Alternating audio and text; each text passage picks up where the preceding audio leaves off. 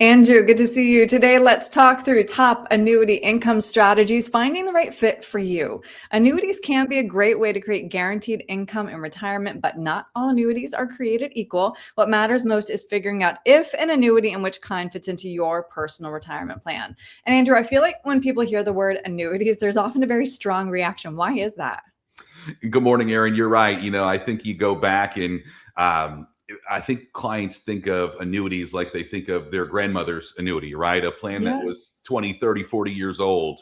And the truth is that the companies have gotten so creative. There's so many different types. And what I think is important is understanding and having education. And that way you can make true decisions off of data. Right. I know you value educating your clients and everybody watching these videos, of course. So let's start with the basics. There are many, many kinds of annuities. Let's hit the top three. Can you walk me through how each of these creates stable retirement income and also how they vary in risk? Absolutely. So there's three different types, and it really is based off of your risk tolerance. So you'll start with a fixed rate plan, right? Where it's very simple. It's a guaranteed rate, and it's going to pay that fixed rate for the term of the contract.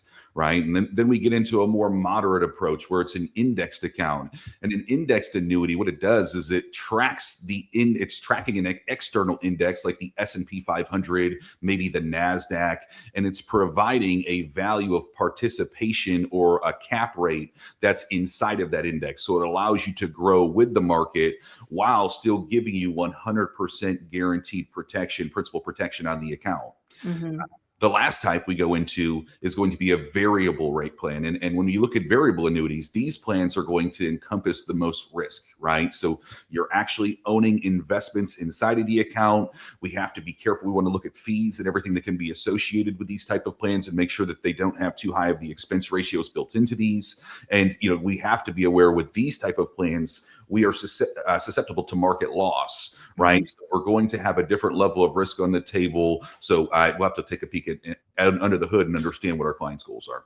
Exactly. Yeah, I'm glad you mentioned that because, of course, there are so many different kinds of annuities, especially when you start thinking about riders and every other option that's out there. So, how do you help clients determine what, if any, is right for them?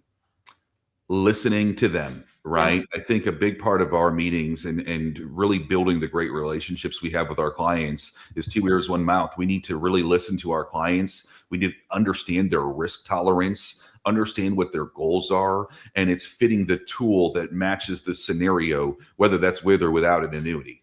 hmm And timing is everything in retirement planning as well. So, when is the right time to buy an annuity? Yeah, well, looking at your scenario, looking at when are we retiring? What does the interest rate environment look like, right? The Mhm. higher the interest rates that are being offered, the more valuable that these tools can become when we compare them amongst the fixed income classes. So, I think looking at that, also just identifying for yourself your time horizon and what you'd like to see for your income streams, for your growth, and the type of risk you want to have on the table. hmm And of course, we can't have this conversation without also talking about Social Security, right? Which also functions as a government provided inflation index life annuity, providing lifetime guaranteed income. So, determining when to claim Social Security, one of the most important decisions you'll make in retirement. And that decision has to take the rest of your retirement plan into account.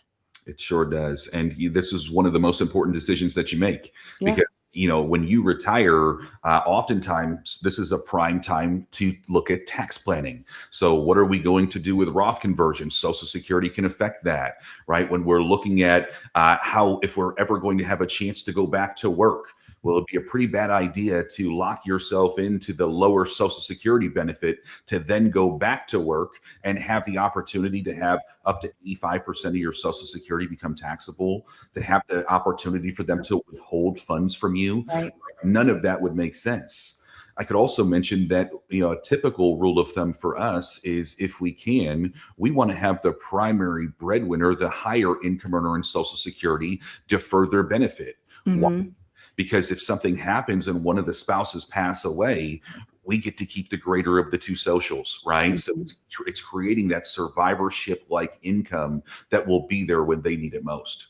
Right. I love that you're always thinking about the whole family. As you mentioned, this is just certainly one piece of the puzzle. Social Security, how does it fit in? And whether there is an annuity that makes sense as part of your plan. So, again, Andrew, no cookie cutter answers. If somebody wants to sit down with you and figure out if an annuity makes sense for them and which kind, what's the best way to reach you?